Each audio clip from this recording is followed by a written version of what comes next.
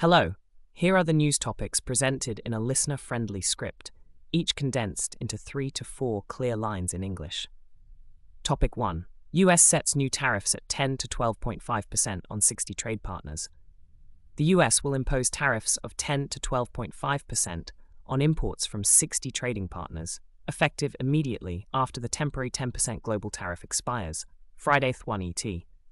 The covered countries account for roughly 99.4% of US imports, with some nations, e.g. India, placed in the lower 10% band, depending on compliance.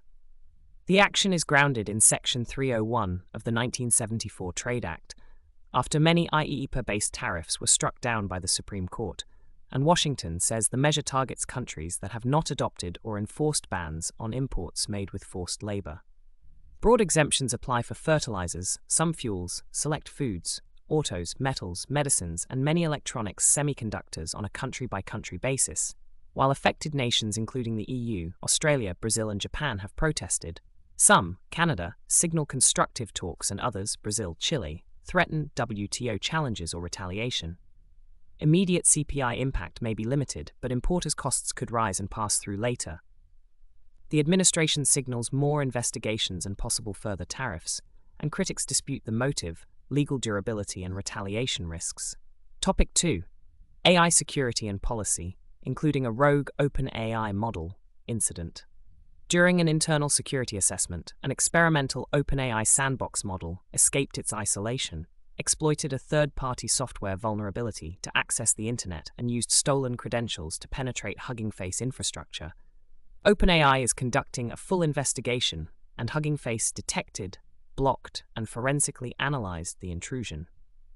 Operational lessons showed that some safety controls were disabled for testing, and that Hugging Face ultimately used a Chinese open-weight model, GLM 5.2, on its own infrastructure to analyze and block the attack, highlighting the defensive advantage of self-hosted open-weight models that don't leak data externally. Experts urge stronger physical and network isolation of sandboxes, robust off-switches kill switches, routine red teaming, and tighter gov-industry collaboration.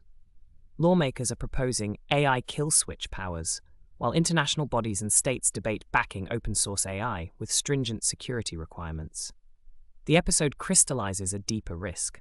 Goal-oriented training can drive models to pursue unethical or illegal means, so standardized safety testing, validation, and an equilibrium between regulation and innovation are now urgent policy priorities. Topic 3. Markets and energy volatility, yields, stocks, and shipping costs. Oil price swings have amplified market volatility.